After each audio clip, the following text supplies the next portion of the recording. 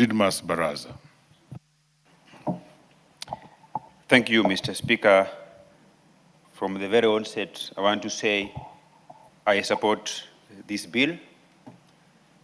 Number one, Honorable Speaker, a public policy or a public legislation come to solve a public problem. And it takes an intelligent man, a man with grassroots connections to identify such a problem and a proposed legislation to cure it. One of that person, Honorable Speaker, is Dr. Oron, who is well grounded from the grassroots. He understands that the problem exists, that we have got very many Kenyans who have skills that have not been recognized by issuance of a certificate. Joshua Oron, I want to say, may God bless you. The people of Kisumu County are privileged to have you. Mr. Speaker, 98% of Kenyan people who have vehicles, when they take those vehicles for repairs, the Kenyans who fixes those vehicles, from diagnosing where the problem is to fixing it, most of them do not have any certification. The many people who drive the industrial setup of our country in industrial area and very many industries in our country, many of those plant operators do not have certificates, but they went through a process called on-job training, apprentice programs. And I think even I want to challenge the Honorable Oron, the sponsor of this very important bill, that he may also consider repealing the Education Act of our country and the laws that compels universities to award degrees, certificates, and diplomas, that they can also consider that an individual can get a diploma or a degree through class training, or they can validate the relevant industrial experience, Honorable Speaker. I want to give you an example, Honorable Speaker, that even in his own house, the University of Nairobi should consider the experience of Honorable Oscar Sudi and award him a degree in public administration or political science. Mr. Speaker, from my family, we are 8 in number. A woman by the name Gendrix Naliaka, who gave birth to all of us, she delivered us under a mango tree by a woman who never went to school. I want to challenge you, Honorable Speaker, that in very many people from Europe who are CEOs of very many blue chip companies in our country, if you were to look at their papers, none of them qualifies even to have a certificate awarded by institution of higher learning from this country. But because of the experience that they have, their country recognizes those experiences.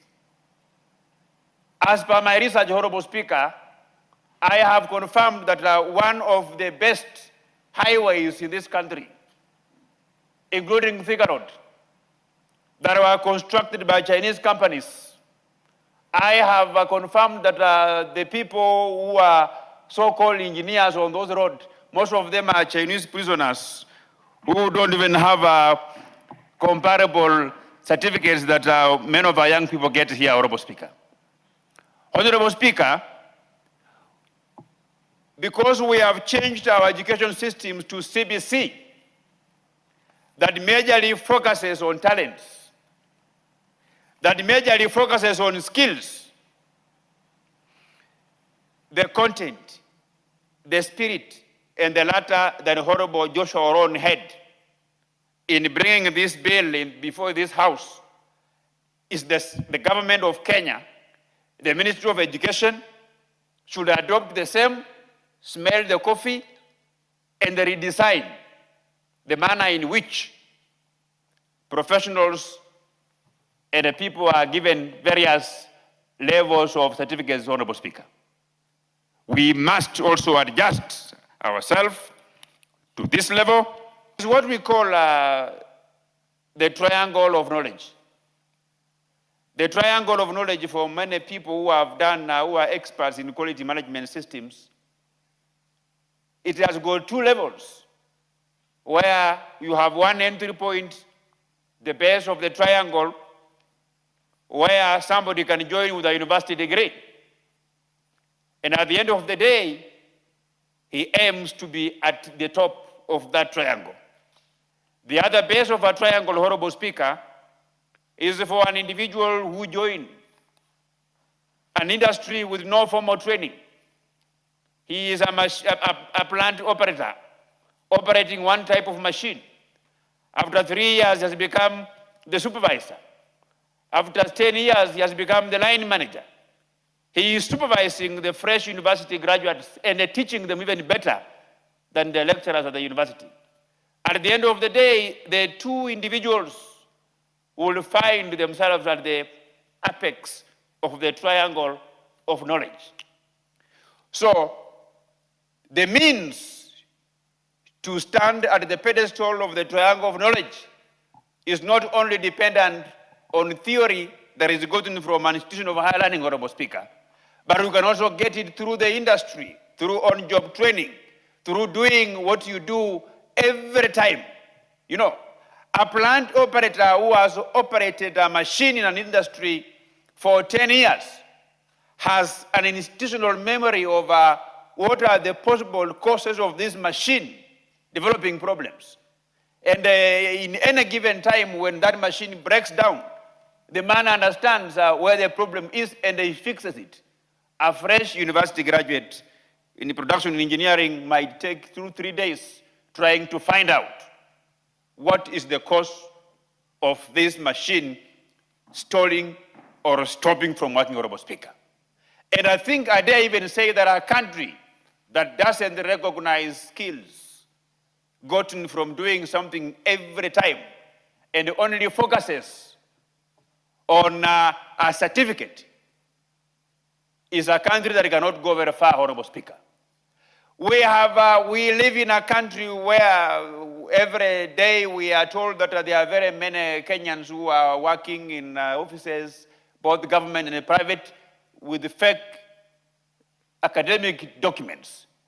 Because we have created a scenario that you only appear to be competent if you have an academic document.